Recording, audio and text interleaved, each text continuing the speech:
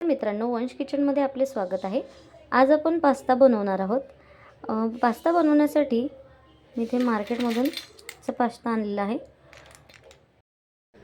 Shimla cut करून घेतलेला आहे, कोथिंबीर, ती हिरवी मिरची आणि लसूण बारीक कट करून घेतला आहे। यामध्ये थोडा आलं पण घातलेला आहे, कांदा, टोमॅटो, आणि इथे आपण मसाले काढून घेतलेले आहे।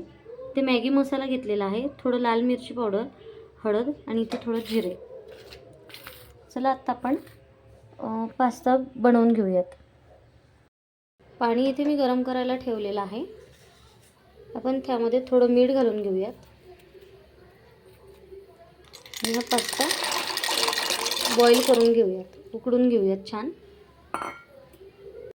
भरपूर जणांची कंप्लेंट असते की आपण हा पास्ता जेव्हा उकडून घेतो तो चिटकतो एकाला एक, त्यामुळे आपण त्यामध्ये तेल थोडंसं घालून घेऊयात, म्हणजे तो एकाला एक चिटकणार नाही आणि थोडा मोकळा मोकळा असं होईल। तर आपला पास्ता छान उकळलेला आहे, नरम झालेला आहे। 5 ते 6 मिनिट आपण त्याला छान होऊ दिलं आहे। आता आपण काढून घेऊयात।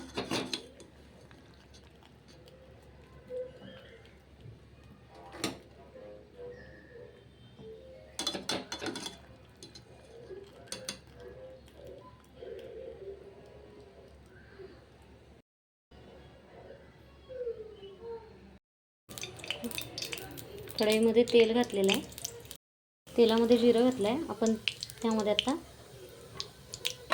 कांदा घालून घेऊयात,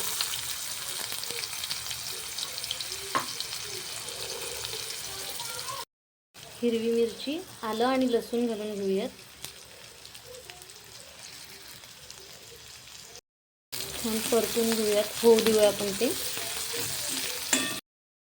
त्यामध्ये शिमला मिरची घालून घेऊयात,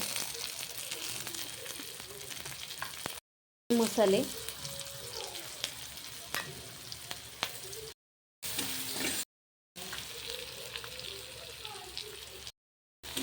मीठ घालून घेऊया आणि टोमॅटो।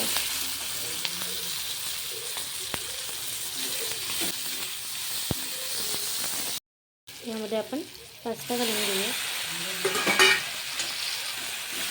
छान मिक्स करून घेऊया।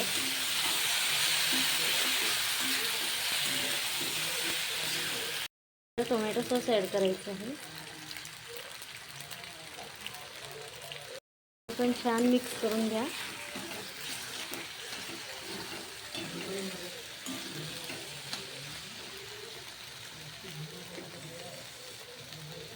वरून कोथिंबीर घालून घेऊयात। आपला पास्ता रेडी झालेला आहे।